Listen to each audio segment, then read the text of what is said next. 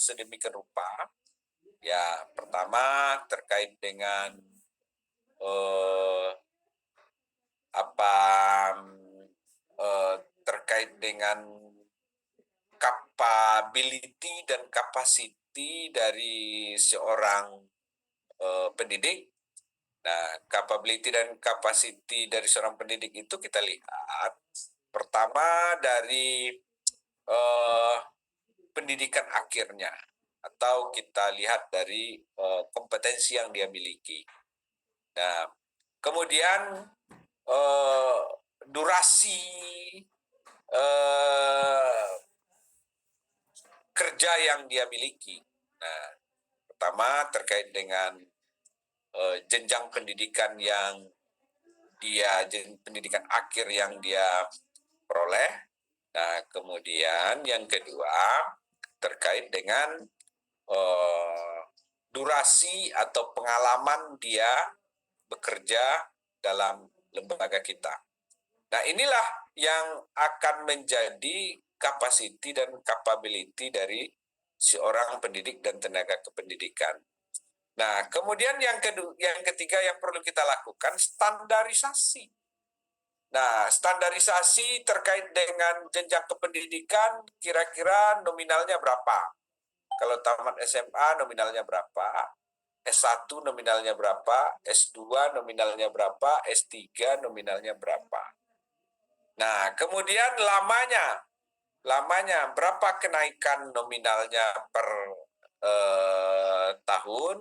Nah, kalau lama kerjanya 5 tahun, kira-kira dihargai nominalnya berapa? Kalau dia 6 tahun, dihargai nominalnya berapa? Kalau dia 10 tahun, dihargai nominalnya berapa? Nah, itu artinya kita sudah menentukan standar capacity dari pendidik. Nah, kemudian berikutnya yang perlu kita lakukan itu adalah penghargaan terhadap kinerja. Nah, kalau dia sebagai pendidik, nah itu otomatis kita menghargai kinerjanya sebagai pendidik. Nah, justru itu kita coba lakukan proses certified lokal sebagai kebijakan lokal yang kita tetapkan. Nah, sebagai pendidik dia berapa standarnya? Sebagai tenaga kependidikan berapa standarnya? Nah, kemudian terkait dengan durasi pekerjaan yang dia lakukan.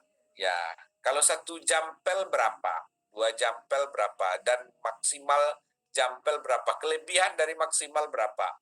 Sehingga benar-benar ditetapkan remunerasinya itu bil adli wal ihsan. Ya, dengan bil adli wal ihsan tersebut. Nah, dari dari proses remunerasi yang kita lakukan ini, kita lakukan eksekusinya. Nah, otomatis eksekusinya mungkin tidak bisa ujuk 1 bulan langsung kita evaluasi. Minimal itu ya 1 tahun. 1 tahun pekerjaan, kemudian coba kita survei lagi, kita evaluasi lagi. Nah, dari 1 tahun itu kita bisa melihat meningkat nggak performanya. Nah, kalau dia meningkat performanya, itu artinya apa? Remunerasi yang kita lakukan itu efektif dalam meningkatkan performa pendidik dan tenaga kependidikan. Tetapi bisa jadi juga bahwa remunerasi yang kita lakukan itu tidak signifikan peningkatannya. Itu boleh jadi aja. Karena orang itu memiliki kinerja yang baik, kinerja yang optimal, itu tidak berbasis remunerasi, tapi ada variabel-variabel lain yang menunjang. Nah, justru itulah maka kita coba untuk melakukan proses refleksi. Coba kita lakukan refleksi. kira-kira di mana letak masalahnya? Apakah masalahnya itu pada langkah-langkah treatment yang belum tepat, atau standar kita terlalu tinggi? Nah, boleh jadi langkah treatment yang kita lakukan itu belum terlalu tepat, dan kemudian standar kita terlalu tinggi. Nah, justru itu perlu perlu mengatur iramanya. Nah, kalau umpamanya standar kita terlalu tinggi, ya standarnya diturunkan. Kemudian treatment kita belum efektif, nah maka treatment kita tersebut coba kita naikkan. Nah, sehingga kita coba lagi 1 tahun ini. Nah, tahun kedua kita coba lagi evaluasi. Nah, setelah kita evaluasi juga, ternyata belum signifikan. Nah, kalau dia tidak signifikan juga, berarti bisa kita simpulkan bahwa renumerasi tersebut itu tidaklah satu-satunya jalan untuk menaikkan performa guru. Nah, justru itu kita lakukan perubahan. Tapi kalau yang namanya kebijakan yang sudah dilakukan itu nggak bisa dicabut lagi. Kalau kita sudah cobakan renumerasi, ya renumerasinya tidak bisa otomatis udah di-outkan saja karena tidak efektif, nggak mungkin. Tetap aja kita jalankan. Tapi kita cari treatment berikutnya yang untuk lebih meningkatkan performa guru tersebut. Nah, setidak-tidaknya mungkin ada treatment berikutnya yang kita lakukan. Apa itu treatment berikutnya yang kita lakukan? Ya, setidak-tidaknya treatment berikutnya itu dalam bentuk yang ini paguyuban guru. Ya, paguyuban guru. Paguyuban guru itu artinya coba untuk mengefektifkan MGMP lokal. Ya, kalau umpamanya guru bahasa itu kawinkan antara bahasa Indonesia, kemudian bahasa Sunda, kemudian bahasa Arab.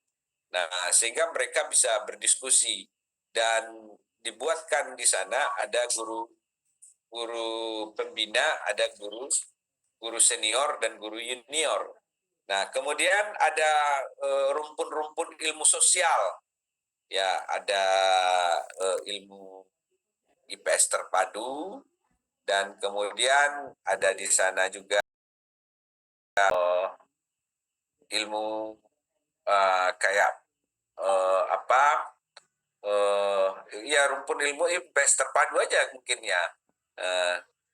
Nah, kemudian ada rumpun karakter. Nah, rumpun karakter itu ada guru agama, ada guru PKN, ada guru konseling. Nah, ini kita coba untuk merajut dan dicoba dijadikan guru senior dan guru junior. Nah, sehingga di sana ada proses take and give antar guru tersebut. Nah, kalau ini coba kita lakukan treatment berikutnya lagi, kita coba tata sedemikian rupa, kemudian kita coba untuk bentuk organisasi keguruan, kemudian dicoba untuk melakukan lembaran-lembaran evaluasi harian, kemudian kita tumbuhkan suasana diskusi antar guru. Nah, kemudian tahun berikutnya kita coba untuk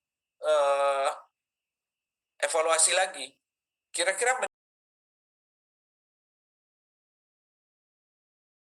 artinya MGMP base lokal tersebut juga tidak efektif. Nah, mungkin kita cari lagi treatment berikutnya apa lagi. Nah, apalagi kira-kira. Ya, nah kalau tidak juga berarti memang gurunya harus diganti semua. Nah, kira-kira inilah bentuk treatment yang perlu kita pahami. Nah, untuk itu sekarang pada pertemuan yang kemarin juga Bapak sudah sampaikan, ya kan? Nah, coba masing-masing Anda membuat sebuah variabel pada sekolah tertentu yang akan diselesaikan selain pada performa. Nah, kemudian tetapkan apa treatment yang cocok untuk meningkatkan permasalahan tersebut menjadi bisa naik ya, namanya seperti kepuasan layanan siswa, kemudian kepuasan guru, bukan hanya performa saja. Nah, kemudian penataan administrasi dan yang lain-lain. Nah, silahkan buat variabel-variabel yang itu. Nah, kemudian variabel yang tersebut coba dilakukan kajian konseptual. Ya, agak beberapa kutipan-kutipan. Nah, kemudian treatmentnya juga seperti itu. Coba dilakukan konseptualnya. Dan kemudian kembangkan dalam bentuk kerangka berpikir. Nah, setelah dikembangkan dalam bentuk hipotesis tindak individual tugasnya, yang ini sudah kemarin itu di dalam UTS sudah dibuat ya, dan sudah ada hasilnya. Tetapi lebih jauhnya coba dikembangkan dalam bentuk sekaligus untuk lembaran evaluasinya ya, sehingga kita bisa melihat yang kita lakukan itu nanti bisa mengukur nggak proses kenaikan daripada indeks dari variabel itu terhadap sekolah. Nah, kira-kira ini nanti khusus untuk UAS ya kan, pada masing-masing individu harus menyiapkan yang seperti itu, dan tidak ada sifatnya pengelompokan. Nah, karena kerja kelompok itu biasanya hanya dilakukan oleh 1-2 orang, nah yang lain hanya numpang nama saja. Jadi mendingan 1 orang jadi fight ya kan, dan itu nanti menjadi patokan untuk UAS untuk membuat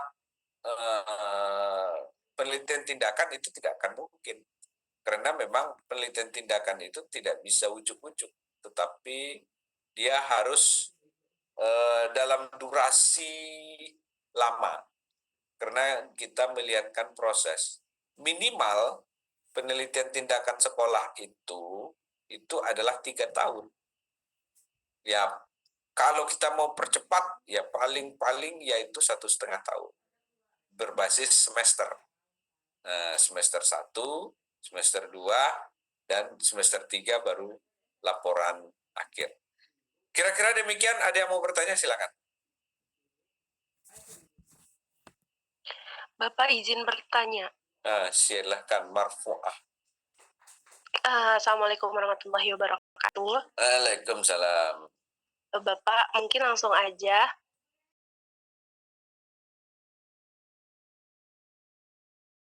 Barusan Bapak sampaikan, itu kan tentukan treatment yang harus ditingkatkan untuk mengatasi masalah yang ada di sekolah.